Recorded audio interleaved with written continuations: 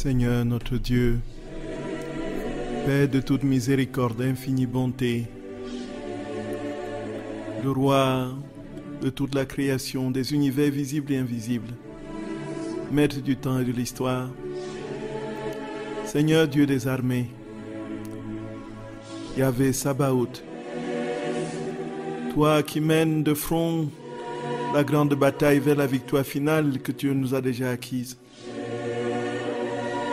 La déroute du mal se dépouille sur les rivages.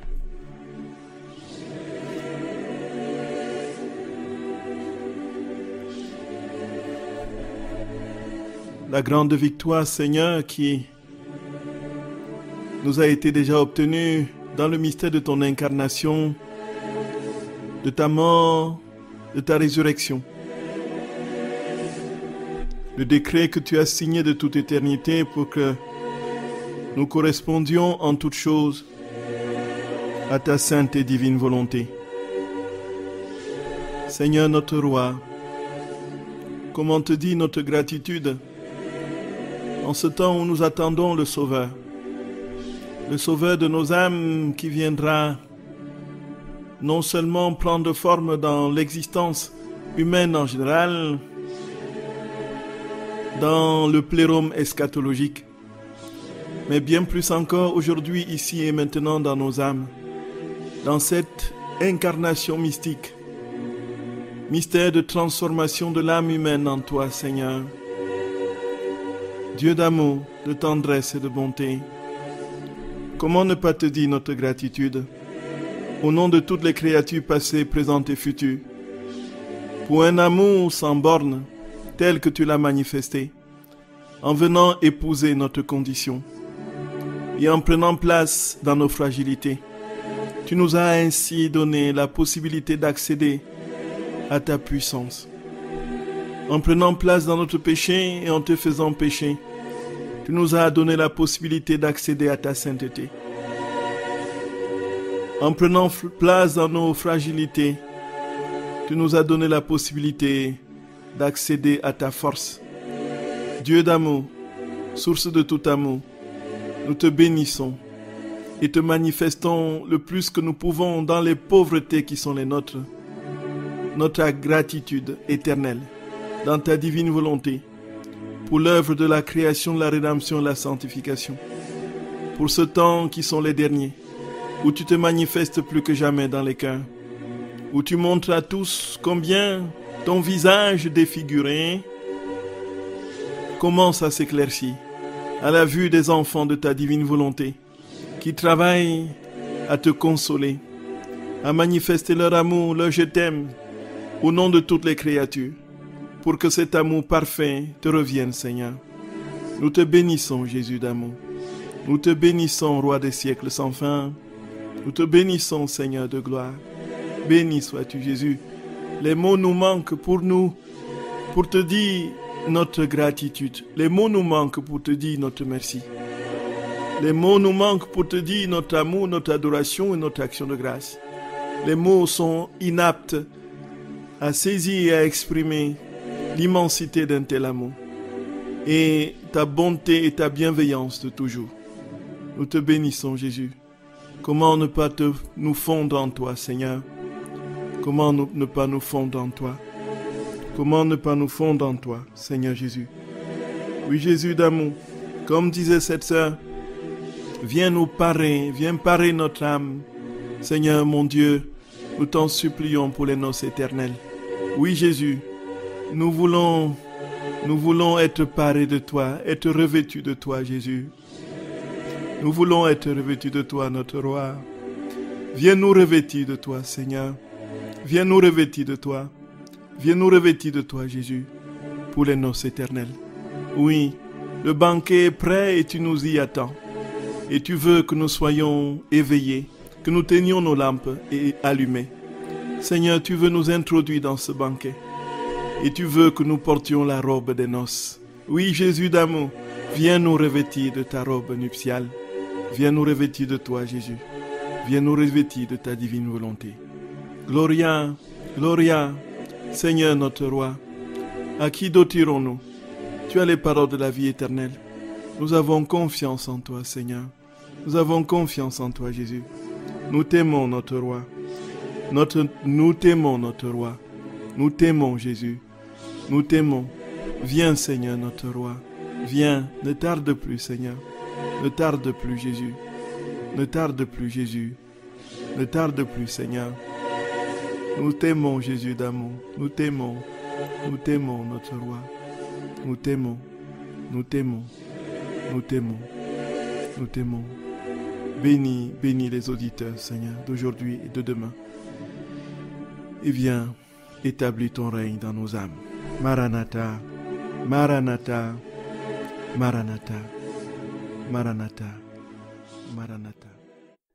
Frères et sœurs bien-aimés, je vous salue de tout mon cœur et je prie que notre très saint Seigneur, en ce soir, nous assiste et nous donne la claire compréhension des vérités qu'il veut nous enseigner et surtout qu'il nous aide à les appliquer, à les pratiquer dans nos vies.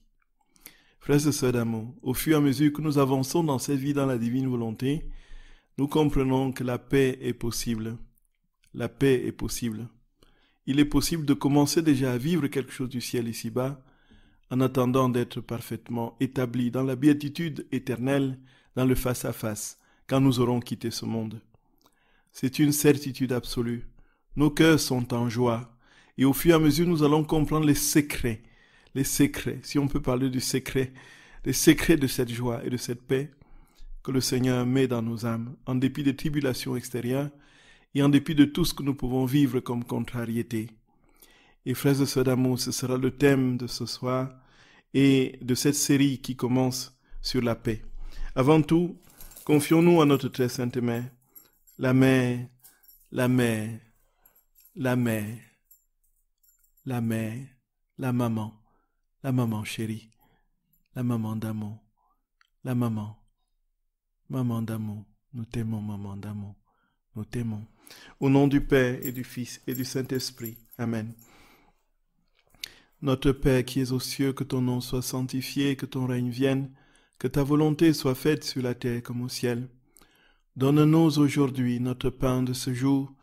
Pardonne-nous nos offenses, comme nous pardonnons aussi à ceux qui nous ont offensés. Et ne nous laisse pas entrer en tentation, mais délivre-nous du mal. Je vous salue Marie, pleine de grâce, le Seigneur est avec vous. Vous êtes bénie entre toutes les femmes, et Jésus, le fruit de vos entrailles, est béni. Sainte Marie, Mère de Dieu, priez pour nos pauvres pécheurs, maintenant et à l'heure de notre mort. Amen. Je vous salue Marie, pleine de grâce, le Seigneur est avec vous. Vous êtes bénie entre toutes les femmes, et Jésus, le fruit de vos entrailles, est béni. Sainte Marie, Mère de Dieu, priez pour nos pauvres pécheurs, maintenant et à l'heure de notre mort. Amen. Je vous salue Marie, pleine de grâce, le Seigneur est avec vous. Vous êtes bénie entre toutes les femmes, et Jésus, le fruit de vos entrailles, est béni. Sainte Marie, Mère de Dieu, priez pour nos pauvres pécheurs, maintenant et à l'heure de notre mort. Amen. Je vous salue Marie, pleine de grâce, le Seigneur est avec vous. Vous êtes bénie entre toutes les femmes, et Jésus, le fruit de vos entrailles, est béni. Sainte Marie, Mère de Dieu, priez pour nos pauvres pécheurs, maintenant et à l'heure de notre mort. Amen. Je vous salue Marie, pleine de grâce, le Seigneur est avec vous. Vous êtes bénie entre toutes les femmes, et Jésus, le fruit de vos entrailles, est béni. Sainte Marie, Mère de Dieu, priez pour nos pauvres pécheurs, maintenant et à l'heure de notre mort. Amen. Je vous salue Marie, pleine de grâce, le Seigneur est avec vous. Vous êtes bénie entre toutes les femmes, et Jésus, le fruit de vos entrailles, est béni. Sainte Marie, Mère de Dieu, priez pour nos pauvres pécheurs, maintenant et à l'heure de notre mort. Amen. Je vous salue Marie, pleine de grâce, le Seigneur est avec vous. Vous êtes bénie entre toutes les femmes, et Jésus, le fruit de vos entrailles, est béni.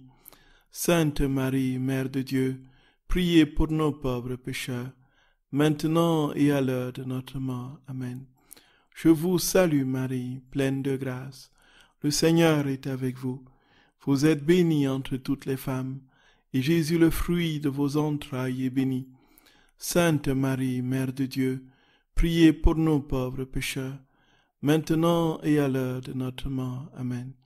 Je vous salue Marie, pleine de grâce. Le Seigneur est avec vous. Vous êtes bénie entre toutes les femmes, et Jésus, le fruit de vos entrailles, est béni.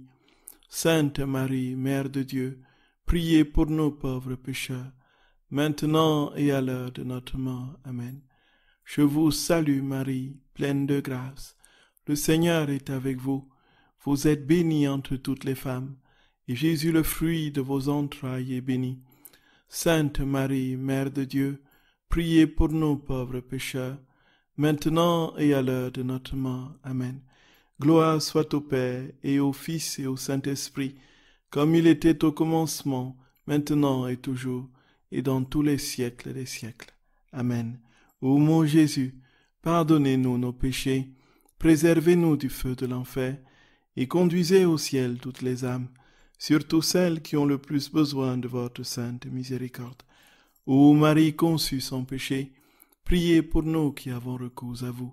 Ô Marie conçue sans péché, priez pour nous qui avons recours à vous. Ô Marie conçue sans péché, priez pour nous qui avons recours à vous. Que par la miséricorde de Dieu, les âmes des fidèles trépassés reposent en paix. Amen. Au nom du Père et du Fils et du Saint-Esprit. Amen.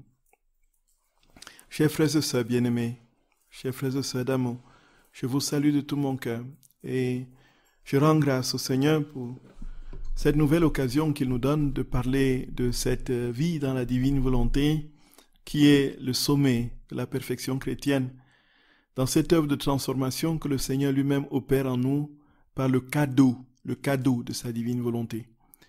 Et nous sommes dans ce cheminement qui va certainement nous conduire à la vision béatifique. Ça, c'est une certitude absolue. Mais le grand défi, c'est qu'aujourd'hui déjà, nous vivions déjà le ciel. C'est le grand défi. Et bien sûr, on comprend le ciel ici dans le sens où le Seigneur est le ciel lui-même. Le Seigneur Jésus, s'il est totalement, parfaitement en nous, nous vivons déjà au ciel. Même si les contrariétés et les obstacles extérieurs nous empêchent de vivre concrètement dans notre vie pratique, justement, ce ciel qui est absence de souffrance, absence de mal. Même si au fond de nous, nous avons la ressemblance et dans cette union substantielle avec lui, à l'extérieur, nous aurons toujours à souffrir. Et c'est pourquoi, ici-bas, la seule différence, comme dit Jésus, avec ceux qui sont au ciel, c'est que nous serons, si le Seigneur nous permet, si nous sommes dans cette grâce de vivre la vie dans la divine volonté pleinement, nous serons semblables aux bienheureux au ciel, à l'exception des souffrances qui seront encore notre lot.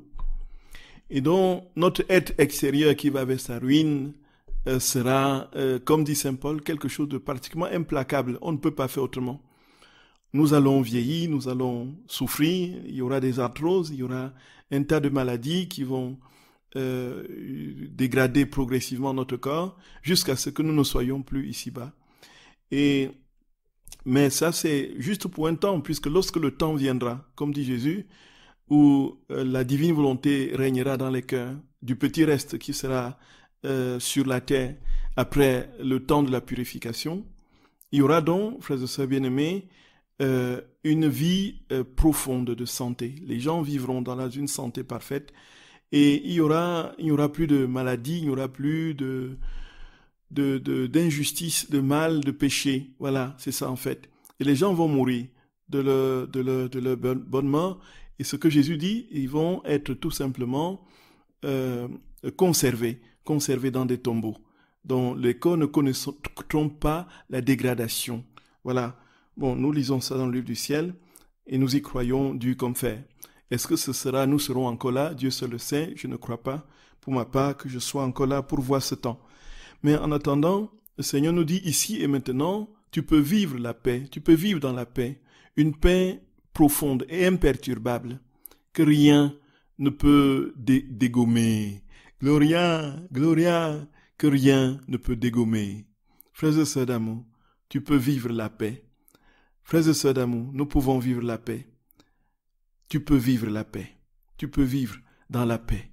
Tu peux vivre dans la paix. Et alors, je le répète à dessein, pour que nous comprenions très bien que ce n'est pas un vain mot. Nous ne pouvons pas être tous les jours en train de supplier le Seigneur de nous donner la paix et puis d'être continuellement dans des tourments et des angoisses. Mais il y a des conditions à remplir pour avoir cette paix. Et nous allons le voir au fur et à mesure. Mais avant d'y parvenir, frères et sœurs d'amour, nous allons comprendre ce que c'est que la paix en elle-même. La paix, frères et sœurs bien-aimés, c'est, dans l'Écriture, c'est un fruit de l'Esprit Saint. La paix, c'est ce qu'on lit dans l'Épître aux Galates au chapitre 5, où Saint Paul, effectivement, énumère un certain nombre de fruits de l'Esprit Saint, qui sont la paix, la joie, la bonté, la bienveillance, la longanimité, la maîtrise de soi, ainsi de suite.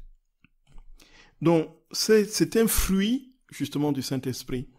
Et donc, si c'est un fruit du Saint-Esprit, dans sa définition biblique, ça ne peut être que l'œuvre de Dieu. La paix véritable ne peut venir que de Dieu. Et nous allons le comprendre. Et plus encore, quand on entre dans la divine volonté, on comprendra que la paix, c'est Dieu lui-même. La paix, c'est Dieu lui-même. Nous avons compris, frères et sœurs bien-aimés, que dans cet enchevêtrement concaténatoire des vertus, on arrivait à la plénitude de l'amour. Donc tout est dans l'amour. La douceur, la bonté, la bienveillance, la joie, l'humilité, l'obéissance, la maîtrise de soi, la longanimité, tous les fruits du Saint-Esprit sont dans l'amour. Donc si on a l'amour, on a tout cela. Et qui est l'amour? L'amour, c'est Dieu. Voilà, tout simplement. Et alors, on comprend donc très clairement que si la paix est le fruit de l'amour et le fruit du Saint-Esprit, la paix vient de Dieu. Et comme dans la divine volonté, si nous avons compris les principes de la divine volonté, frères et sœurs d'amour, il faudrait que nous ayons l'esprit très au point sur ce qu'est la divine volonté dans ses principes fondamentaux. On pourrait énumérer, et c'est ce qu'on a essayé de dire à une retraite dernière, peut-être qu'il est nécessaire que nous en reparlions. Frères et sœurs d'amour, dans la divine volonté, il y a certaines choses que nous devons comprendre et assimiler. Nous devons d'abord comprendre une chose. La première, c'est ce que Jésus appelle son acte éternel, l'acte unique et éternel. Il faudrait que nous explicitions cela très clairement et nous comprendrons plus facilement tout le reste. L'acte éternel de Dieu, c'est le temps qui est de Dieu. Si on peut utiliser il n'y a pas de temps en Dieu puisque le temps est chronologique et dans l'ordre de l'humanité, alors que Dieu est lui dans l'éternité. Dans le temps des hommes est fait des actes successifs qu'ils posent. Nous posons un acte aujourd'hui, un acte demain, nous posons un acte il y a 1 minute, nous posons un acte, n'est-ce pas, la minute d'après, ainsi de suite. Nous posons un acte le jour d'avant, nous posons un acte le jour d'après, nous posons un acte l'heure d'avant, nous posons un acte l'heure d'avant, ainsi de suite. Et nous voyons que lorsque nous évoluons, nous sommes dans une succession d'actes. Et c'est pourquoi il y a dans l'humanité, dans le temps des hommes, un passé et un futur. Il n'y a pas de futur en Dieu, il n'y a pas de passé en Dieu. Tout est éternellement présent. Qu'est-ce que nous appelons notre présent aujourd'hui? Notre présent, c'est quoi, très concrètement? Quand on fait l'étude du temps, très précisément, le temps, en lui-même, il est toujours évanescent, il est toujours en train de fuir. J'ai déjà dit, le fuir n'existe plus, c'est déjà passé. Donc, ça c'est le premier principe. L'acte éternel de Dieu, tout est éternellement présent en Dieu. Donc, Dieu est dans un parfait présent éternel. Dans son éternité, il est dans un présent éternel. Il n'y a pas de passé, il n'y a pas de futur en lui. Il est éternellement présent. Donc tout est dans son éternel présent. Donc ça, c'est la première chose qu'il faut que nous comprenions. Que si tout est dans son éternel présent, il faut donc comprendre la deuxième chose, c'est que tout ce qui vient de Dieu, tout ce que Dieu produit ne meurt jamais. Donc reste gravé en lui. Donc, cela veut dire que quand Dieu a parlé, cette parole devient éternelle parce que cette parole contient Dieu. Donc, la troisième chose, ça nous amène au troisième principe. Tout ce qui sort de Dieu est Dieu lui-même. Ça veut dire que quand Dieu parle, Dieu sort de ce qu'il dit. Il est dans sa parole. Quand il agit, il sort de son action. Quand il fait quelque chose à l'extérieur de lui-même, il est tout entier dans ce qu'il fait. Donc, il n'y a pas de différence entre ce que Dieu est adentra dans sa substance propre, immanente, et ce qu'il fait à l'extérieur dans son acte ad extra. Frères et sœurs bien-aimés, j'espère que c'est compréhensible. Je nous en supplie, si ce n'est pas compréhensible, il faudrait qu'on l'éclaircisse. Et puis, on a les 3 principes. Donc, tout est éternellement présent. Tout ce que Dieu fait ne meurt jamais, ne meurt plus jamais. Tout ce que Dieu fait sortir Dieu lui-même. Voilà. Tout ce que Dieu est, fait sortir Dieu lui-même. Alors, nous comprenons bien que si on a ces principes très clairement établis en nous, on comprendra que tout ce qui sort de Dieu est Dieu lui-même. Parce que Dieu ne sera pas à moitié dans sa parole, voilà, il ne sera pas à moitié dans son... dans un acte qu'il pose à l'extérieur. Donc quand il dit une chose, il est tout entier dans ce qu'il dit. Il est donc, pour ce qui est des fruits du Saint-Esprit, qui est l'émanation de sa propre personne, il y a donc tout ce qu'il est en sa substance propre. Dans la paix, il y a Dieu. Dans la joie, il y a Dieu. Dans la douceur, il y a Dieu. Dans la tempérance, il y a Dieu. Dans la constance, il y a Dieu. Dans l'humilité, il y a Dieu. Dans l'obéissance, il y a Dieu. Dans la foi, il y a Dieu. Dans l'espérance, il y a Dieu. Donc, Dieu égale foi, Dieu égale amour, Dieu égale... Voilà, c'est ça en fait. Sauf que, comme la seule chose qui ne périt pas, c'est l'amour, cette réalité éternelle qui est l'amour est établie définitivement en Dieu. Et donc, les autres vertus, comme l'espérance, pour ce qui est des vertus théologales, l'espérance et la foi, vont prendre un terme, selon ce que notre très saint Seigneur nous fait comprendre dans la première lettre aux Corinthiens, au chapitre 13. Donc la seule vertu qui ne passe pas la mort, qui passe la mort, pardon, c'est l'amour qui est Dieu. Alors, nous aurons l'occasion, après cette série, peut-être de parler de l'espérance, on verra bien. Mais voilà, frères et sœurs bien-aimés, nous sommes ici, si nous avons compris ceci, nous comprenons donc que la paix, c'est Dieu, et la paix ne peut venir que de Dieu. Personne ne peut par lui-même provoquer la paix. La paix n'est pas conditionnée. La paix est inconditionnelle. Et cette inconditionnalité de la paix est fonction de la présence de Dieu en nous. Donc cela veut dire quoi, très cher Père, très cher frères et sœurs bien-aimés, pardonnez-moi, je dis très cher Père, parce que j'avais le zoom des prêtres hier, c'est resté, pardon. Alors, frères et sœurs bien-aimés, comment comprendre ceci, que la paix, c'est Dieu? Tout simplement parce que, effectivement, comme nous l'avons expliqué, tout est dans Dieu est dans tout ce qui est, sort de lui dans ce qui est vide. Et je disais donc, personne ne peut construire la paix. Rien ne peut donner à l'homme la possibilité de vivre dans la paix. Et cette paix qui est inconditionnelle est simplement du fait de la présence de Dieu. Parce que Dieu, lui, ne dépend de rien. Il dépend de lui-même. Dieu ne dépend de rien pour exister, pour être. Pardon. Il ne dépend de rien pour être. Il dépend de lui-même. Il est, n'est-ce pas, il n'a pas de commencement, il n'a pas de fin. Gloria, béni sois-tu Jésus d'amour. Béni sois-tu notre roi. Béni sois-tu Seigneur Jésus. Béni sois-tu l'alpha et l'oméga, le premier et le dernier. Béni sois-tu Seigneur. Béni sois-tu Jésus. Béni sois-tu. De tout notre cœur, merci. Merci sans fin. Merci de tout notre cœur. Merci Jésus.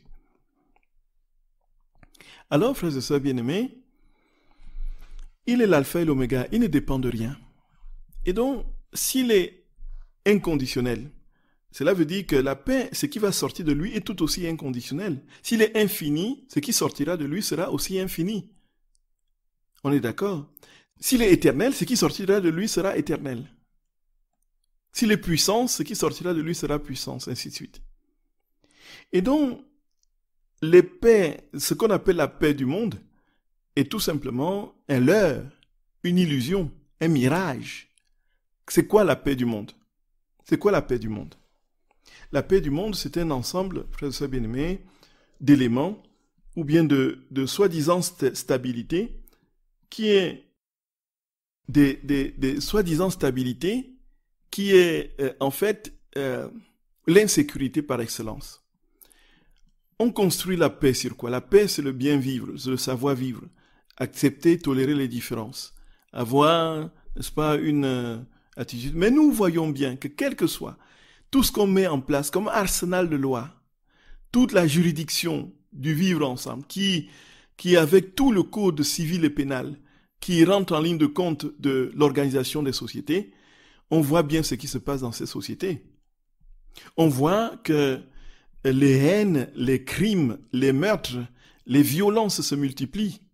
Donc, malgré la force coercitive des lois, on assiste toujours à cette résurgence quasi continuelle de la violence qui a sa source dans le cœur de l'homme. Et puis, quand on dit qu'on vit en paix, dans un cadre de géostratégie internationale, cela veut dire quoi? Cela veut dire qu'il n'y a pas de guerre. Et on fonde la paix sur quoi? Sur le muselage des petits. C'est la paix des forts. En fait, quand on a réussi à asseoir sa domination sur les autres et que les autres ne peuvent plus bouger, ne peuvent plus réclamer et revendiquer leurs droits, on dit qu'il y a la paix. Et donc la paix, et puis pour construire cette paix, on la construit avec la force. Il faut une armée pour arriver sur place pour faire la paix. Voyez bien la contradiction flagrante dans les termes. Faire la paix avec les armes. C'est impressionnant. Ça devrait tout nous dire. Il n'y a pas de paix, frères et sœurs bien-aimés, qui puisse être construite avec des armes. On dit on va là-bas dans tel territoire pour la paix, et puis on monte les armes. On arrive avec des armes et des bombardiers pour la paix. Parce qu'on va asseoir l'ennemi. Voilà, on va l'asseoir, on va l'éradiquer, et on va appeler ça la paix. Frères et sœurs bien-aimés, et la paix, quand on vient au niveau individuel, au niveau des personnes prises isolément, la paix c'est quoi? La paix c'est quoi, frères et sœurs d'amour? La paix, c'est un ensemble de sécurité que l'on s'est construite. On est en paix parce que voilà, on n'est pas malade. On est en paix parce que les parents se portent bien ou les enfants se portent bien. On est en paix parce que les comptes bancaires sont fournis et qu'on n'a pas de problème financier. On est en paix parce que, ainsi de suite. Mais une fois que ces conditionnements ne sont plus, mais nous perdons la paix. On ne peut pas donc appeler cela paix, puisque la paix, qui est Dieu lui-même, est stable et éternelle. Gloria, Gloria, Gloria, Gloria, Gloria, Gloria, Gloria. Et alors ici, frères et sœurs bien-aimés, il y a quelque chose de particulièrement important à souligner. C'est que, quoi qu'on fasse, et quel que soit ce qu'on met en place pour avoir des sécurités, ça va s'effondrer. Ça va finir par s'effondrer. Ça va finir par s'effondrer. Je ne serai pas toujours en santé. Je n'aurai pas toujours, même si j'ai toujours de l'argent jusqu'à la fin de mes jours, mais l'argent ne va pas me donner la santé. Il peut avoir des maladies incurables que l'argent ne pourra pas me permettre de soigner. C'est pourquoi les riches meurent. Si c'était le cas, si l'argent soignait toutes les maladies, permettait de soigner toutes les maladies, les riches ne mourraient jamais, ne devraient jamais mourir. Si on a de l'argent, on est toujours en santé tout le temps. Nous voyons bien que même là, l'argent ne peut pas nous donner la santé. L'argent ne peut pas nous donner la paix et la joie. Ici, frères et sœurs bien-aimés, tous les conditionnements que nous avons mis en place. Et maintenant, quand on vient au niveau affectif et qu'on pose nos sécurités sur des créatures, et alors, il suffit qu'il y ait quelque chose, un couac, pour que nous sombrions dans la dépression. Et alors, nous comprenons bien qu'en définitive, Dieu seul est capable de nous donner la perfection de ce qu'il est et donc de nous donner une paix stable en dépit de tout. Et Dieu seul est donc capable, frères et sœurs d'amour, de nous établir dans ce qu'il est, la perfection de la paix qui est le ciel. Le ciel sur la terre, c'est la paix perpétuelle. Gloria, Gloria, Gloria.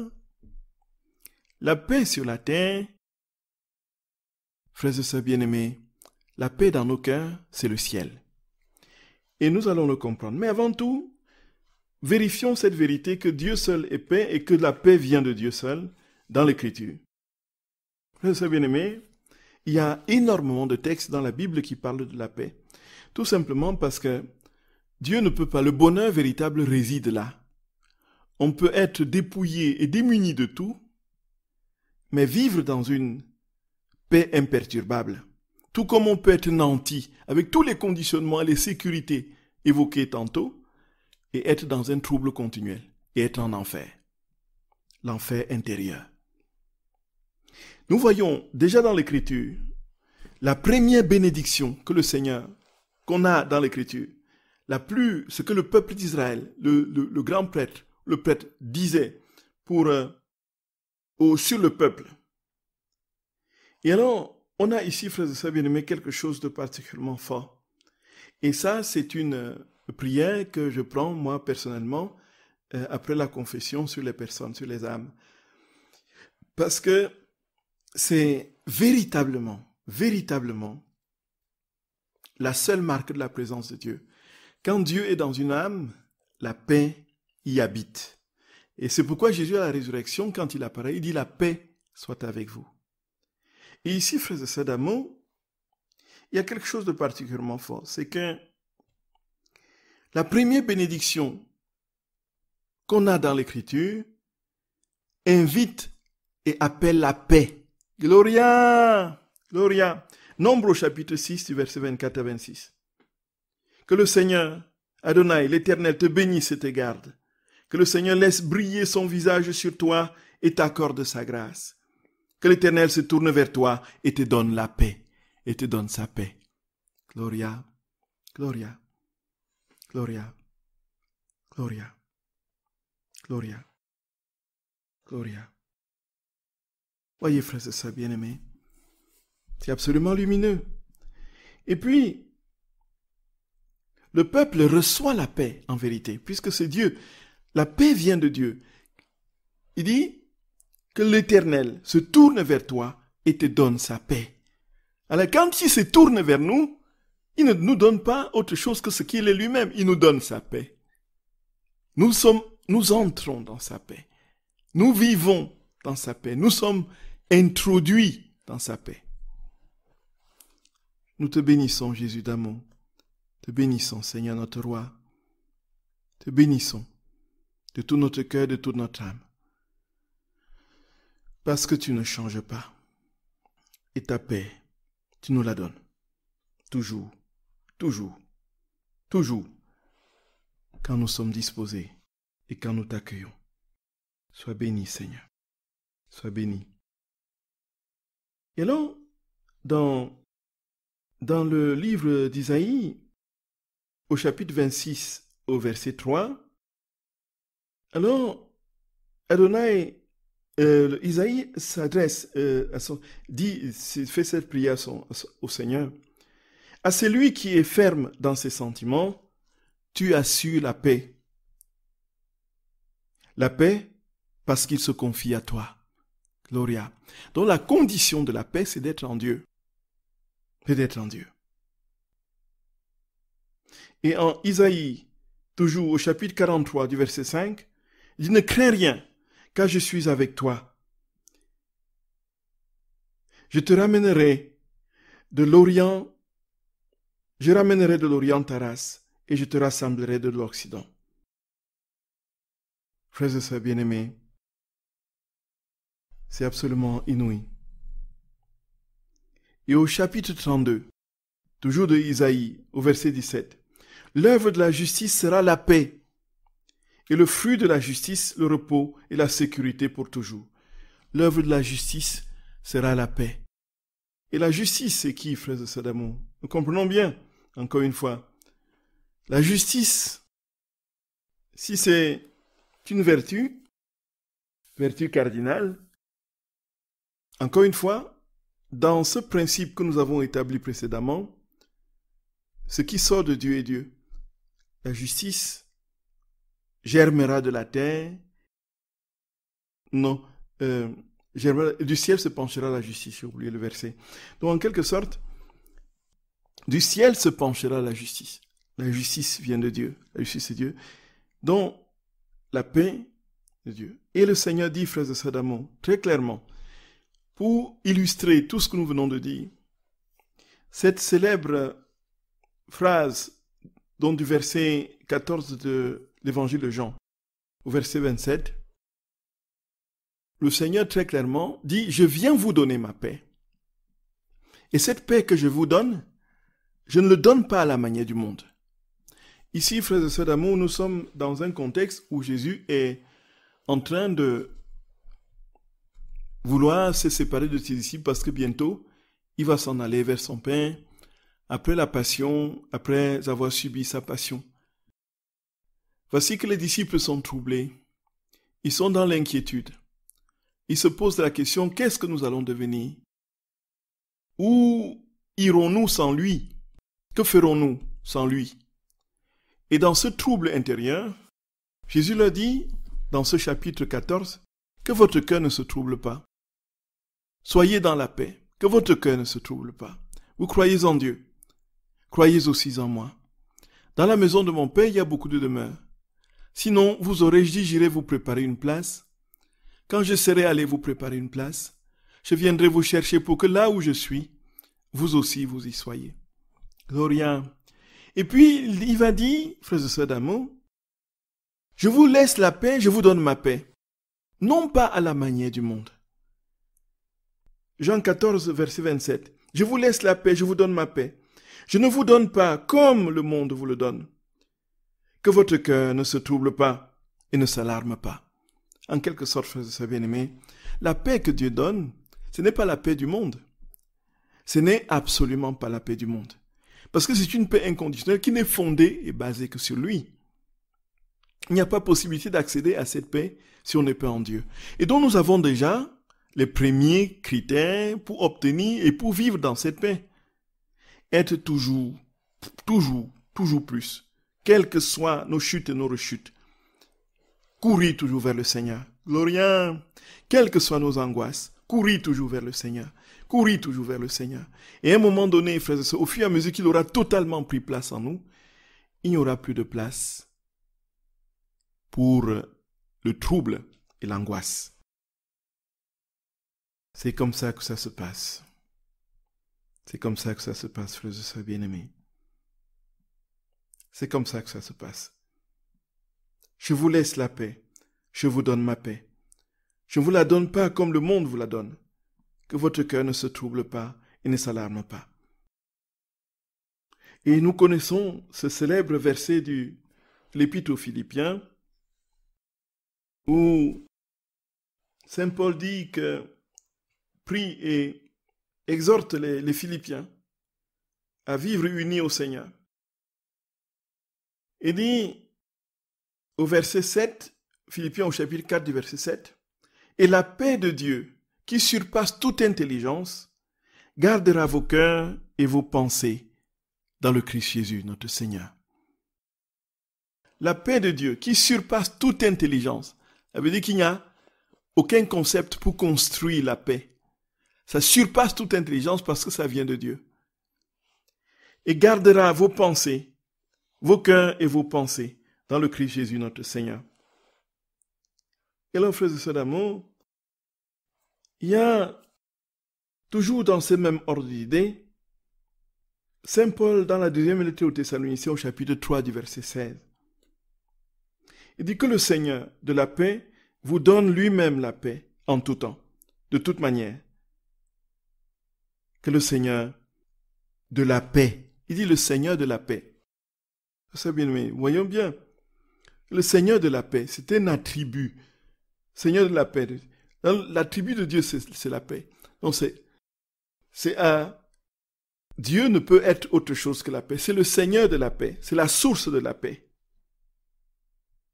Et nous voyons les choses très clairement, frères et bien-aimés, quand nous étudions l'Écriture. Tout y est, tout y est. Donc il s'agit donc pour nous, frères et sœurs bien-aimés, de comprendre cette vérité et de l'intégrer. C'est le premier principe, le fondement, la base. On ne peut pas échapper à cette première vérité. La paix, la source de la paix, c'est Dieu. La paix vient de Dieu. Que votre cœur ne se trouble pas. Le Dieu de la paix a ramené, c'est ce que Saint Paul dit dans l'Épître aux Romains, dont le Dieu de la paix a ramené d'entre les morts notre Seigneur Jésus, devenu le grand berger des brebis grâce au sang d'une nouvelle alliance éternelle. Qu'il vous rende capable de toute bonne œuvre pour l'accomplissement de sa volonté, qu'il fasse en vous ce qui lui est agréable par Jésus-Christ, à qui soit la gloire pour les siècles des siècles. Amen. Oui, frères et sœurs d'amour, nous comprenons bien très clairement, il est le Dieu de la paix, donc c'est connaturel à la personne même de notre très saint Seigneur. La paix, c'est lui, le Dieu de la paix. C'est le Dieu de la paix. Et puis Matthieu au chapitre 10, verset 34, dit pratiquement la même chose. Le Dieu de la paix écrasera bientôt Satan sous vos pieds. Que la grâce de notre Seigneur Jésus-Christ soit avec vous. Le Dieu de la paix. Donc il n'y a pas de paix sans Dieu. Il n'y a pas de paix sans Dieu. Pour qu'il y ait paix, il faut que Dieu soit présent. Et nous voyons donc que tout le travail, les efforts humains pour construire un monde de paix sans Dieu est d'office voué à l'échec. Un échec cuisant. Et déjà, on le voit devant nous se déployer. On voit l'ennemi, les jours sont comptés. Et il se débat comme le diable dans le bénitier pour essayer de conquérir encore quelques âmes. Mes frères et sœurs bien-aimés, redoublons d'ardeur dans l'amour inconditionnel de notre très saint Seigneur qui, en dépit des épreuves, posera au tréfonds de notre âme de manière substantielle sa paix véritable avec ce qu'il est. Gloria, Gloria, béni sois-tu Jésus d'amour, béni sois-tu Seigneur, béni sois-tu. Donc il est appelé le Dieu de la paix. Et quand il apparaît à ses disciples au matin de Pâques, dans la maison close, fermée, il dit la paix soit avec vous. La paix soit avec vous. Donc ce n'est pas la maison close. Donc enfin, au début, quand j'apprenais le français, je disais que Jésus est apparu soit dans une maison close. Je ne savais pas l'autre sens, ce que je voulais dire maison close, j'entendais une maison fermée à clé, quoi. Voyez. J'ai compris plus tard quand les gens riaient que la maison. Je me posais la question qu'est-ce qui se passe pour que ce que j'ai dit, pour qui le fait rire. Alors ils m'ont expliqué. Alors j'ai ah là là, j'étais en train de faire une gaffe terrible. En fait, Jésus n'est pas apparu dans une maison close. Donc, il est apparu dans une maison aux portes fermées. Alors il va dire donc la paix soit avec vous. La paix soit avec vous. Et alors, frères et sœurs bien-aimés, nous avons la claire compréhension de cette vérité, le fondement de toute chose. Et quand nous entrerons dans les écrits du livre du ciel, et tout ce que Jésus enseigne à l'usage Caritas sur la paix, tout va s'éclairer de manière absolument lumineuse. Frères et sœurs d'amour, vous pouvez poser vos questions au numéro habituel. À très bientôt, frères et sœurs bien-aimés. À très bientôt.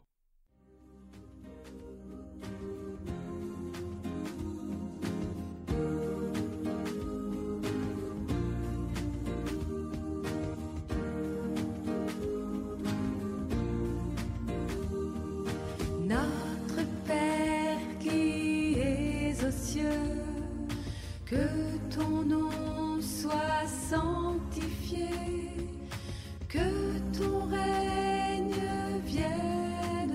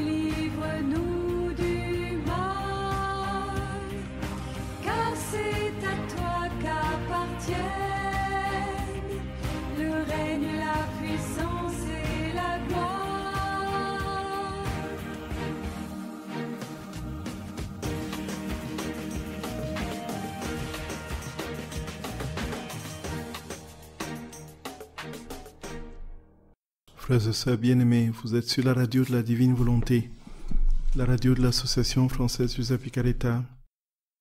Merci pour votre fidélité et votre amour du Seigneur. Et, frères et sœurs bien-aimés, nous n'avons pas de questions pour le moment. Donc, une remarque, effectivement, d'une personne, d'un auditeur, d'une auditrice, à Medjugorje, Marie reçoit le vocable de reine de la paix parce qu'elle vit en Dieu, dans la divine volonté. Tout à fait. Et à Noël, Jésus est prince de la paix car il est son fils. Quelle humilité encore. Oui, tout à fait. Tout à fait. Nous sommes tous d'accord. Et donc, frères et sœurs d'amour, pour terminer avec cette vérité que nous avons comprise de l'Écriture, que Dieu est Dieu de paix et que la paix vient de lui et de lui seul et de rien d'autre. Cela veut dire qu'on peut ne rien avoir du tout, mais si on a Dieu, on a la paix. C'est automatique, c'est automatique. Cela peut nous amener à poser justement des questions très concrètes pour nos vies. Mais qu'est-ce qui fait que je n'ai pas que je n'ai pas la paix? Donc, outre le fait qu'il y a des souffrances, des blessures, bien sûr, qui peuvent prendre du temps avant de guérir, si on s'entend. Mais en règle générale, lorsque il y a le trouble dans l'âme, effectivement, le trouble qui n'est pas naturellement, encore une fois, lié à une blessure profonde, à une souffrance profonde, à des blessures en voie de guérison, là, le Seigneur prend son temps pour nous guérir parfois, et ça peut prendre beaucoup de temps aussi. Mis à part cela, si nous sommes habituellement dans la paix et que le trouble advient, posons-nous la question, effectivement, qu'est-ce qui se passe? Quel quartier est-ce que le Seigneur a perdu dans mon âme? Quelle parcelle, quel territoire Dieu a-t-il perdu dans mon âme? Et alors, il y a un texte du tome 9 du 14 juillet 1909 du Livre du Ciel, où Louisa est dans une profonde angoisse et inquiétude. J'ai traversé une période très amère à cause de la privation de mon bon Jésus. Au plus, il se montrait comme une ombre ou un éclair. Par bout, il n'y avait même plus d'éclair. Mon intelligence était troublée par la pensée suivante. Comme il m'a cruellement laissé, Jésus est si bon. Peut-être que ce n'était pas lui qui venait. Sa bonté ne m'aurait pas fait cela. Qui sait? C'était peut-être le diable ou mon imagination ou des rêves. Donc elle craignait que ce qui lui arrivait, n'est-ce pas, c'était soit le diable, soit son imagination, soit des rêves. Donc elle était troublée. Est-ce que c'est vraiment Dieu? Et alors c'est là que Jésus va lui parler. Il lui dit, ma fille, mais tu penses que la paix que tu as dans ton cœur là, tu penses que le diable peut te donner cette paix-là? Tu penses que ton imagination peut te donner cette paix? Tu penses que tes rêves peuvent te donner cette paix? Et c'est alors que ces passages suivent, un paragraphe plus loin, 2 paragraphes plus loin. Ce matin, alors que je pensais à ce que je viens de dire, mon bon Jésus me dit, ma fille, si cela avait été de l'imagination, des songes ou des démons, il n'aurait pas eu assez de puissance pour te faire posséder l'auréole de la paix. Et ce, non seulement pendant une journée, mais pendant au moins 25 ans. 25 ans, ça faisait 25 ans. Personne n'aurait pu te faire exhaler ce souffle de paix suave, tant à l'intérieur qu'à l'extérieur de toi. Ça devrait nous aussi, frères et sœurs bien-aimés, nous consoler et nous faire comprendre, tous ceux qui disent que, Joseph Picaretta, tout ça, tout ce qu'on entend. Mais en fait, regardons la sainteté de vie de cette âme. Pensons-nous que le démon peut l'avoir possédé pendant 40 ans pour lui donner des faux enseignements et la garder dans la paix profonde dans laquelle elle a vécu si extraordinairement? Non, entre nous, soyons logiques. Et Jésus dit, donc ça faisait 25 ans bien sûr, il dit, quand Jésus, lorsque elle écrit ce passage, Personne n'aurait pu te faire exhaler ce souffle de paix suave, tant à l'intérieur qu'à l'extérieur de toi, sauf celui qui est la paix totale. Si un souffle de trouble l'atteignait, il ne serait plus Dieu. Sa majesté s'obscurcirait, sa grandeur diminuerait, sa puissance s'affaiblirait. En somme, tout son être divin en serait secoué. Celui qui te possède et que tu possèdes veille sur toi sans cesse afin qu'aucun souffle de trouble ne t'atteigne. Souviens-toi qu'à chacune de mes venues, je t'ai toujours corrigé. Si un souffle de trouble se trouvait en toi, rien ne me déplaît autant que de ne pas voir dans une paix parfaite, que de ne pas te voir dans une paix parfaite. Rien ne me déplaît autant que de ne pas te voir dans une paix parfaite. Et je te quittais seulement après que tu aies recouvré la paix. Si la fantaisie, ni le rêve, et encore moins le diable, n'ont cette capacité. Encore moins peuvent-ils communiquer cette paix aux autres. Calme-toi donc et ne sois pas ingrate envers moi. Frères et sœurs bien-aimés, c'est clair. Si vous avez la paix, foncez, foncez, foncez, foncez. Là, Dieu est présent. Là où il y a la paix, là est Dieu. Et nous voyons toute cette joie qui se dégage quand on lit le livre du ciel. Cet amour pour le Seigneur qui grandit, qui nous consume, qui nous dévore littéralement. Cette force, frères et sœurs bien-aimés, et cette paix profonde qui s'installe dans l'âme. Croyons-nous que le diable peut donner cela? Non. Avançons, lisons, méditons, laissons Dieu prendre possession de nos cœurs, posons nos actes dans la divine volonté. Laissons-le vivre sa vie en nous. Frères et sœurs d'amour, c'est ce que je nous souhaite de tout mon cœur, qu'il vous remplisse de sa vie et qu'il vous garde si intimement unis à lui que rien ni personne ne vienne vous troubler, ne vienne troubler cette paix. Qu'il vous bénisse et vous garde, au nom du Père et du Fils et du Saint-Esprit. Amen. Frères et sœurs d'amour, que le Seigneur vous garde dans son amour et sa paix. Je vous embrasse de tout mon cœur et à très bientôt pour d'autres merveilles. À très bientôt, frères et sœurs bien-aimés.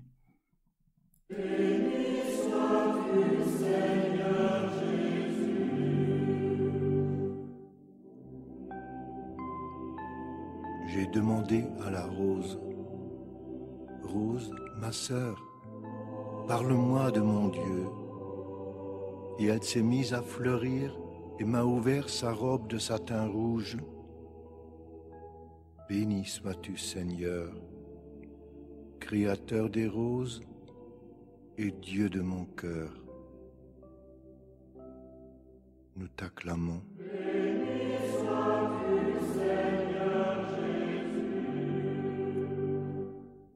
J'ai demandé au nuage, nuage, mon frère, toi qui te promènes dans l'infini du ciel, parle-moi de mon Dieu.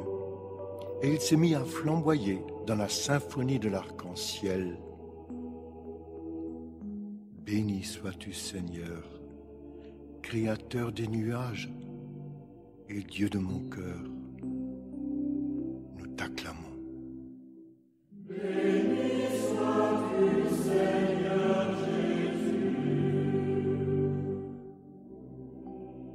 J'ai interrogé le rossignol. Rossignol, mon frère, parle-moi de mon Dieu. Et son chant a réveillé le cœur de la nuit et a fait se lever l'aube triomphante.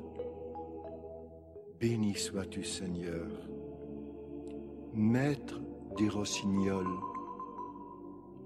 et Dieu de mon cœur. Nous t'acclamons.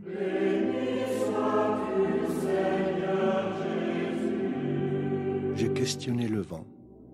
Vent, mon frère, toi qui bois la rosée, qui fait bruire la forêt comme une cithare, qui fait rire le torrent de la montagne.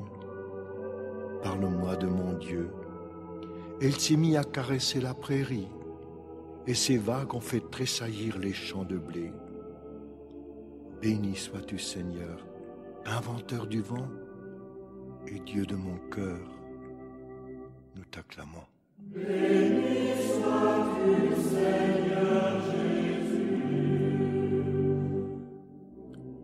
J'ai aussi demandé à la musique, mélodie, ma sœur, rythme bondissant sur les vagues de l'harmonie, parle-moi de mon Dieu. Et la musique s'est mise à danser des rondes de joie dans le ciel de mon cœur. Béni sois-tu, Seigneur, Père de toute splendeur et Dieu de mon cœur. Nous t'acclamons. Béni sois-tu, Seigneur Jésus. J'ai encore demandé à l'enfant, petit enfant, toi dont les anges contemplent sans cesse la face du Père, parle-moi de mon Dieu. Elle s'est mise à gazouiller en se mirant dans les yeux de sa mère. Béni sois-tu, Seigneur, Père de nos enfants et Dieu de mon cœur, nous t'acclamons. Béni sois-tu, Seigneur Jésus. J'ai demandé à mon cœur, toi, mon cœur, qui si souvent me parle de mes frères, parle-moi aussi de mon Dieu. Alors, il s'est rempli de silence. Il m'a rassasié de paix. Béni sois-tu, Seigneur, Créateur de la joie du ciel, et Dieu de mon cœur, nous t'acclamons. Béni sois-tu, Seigneur.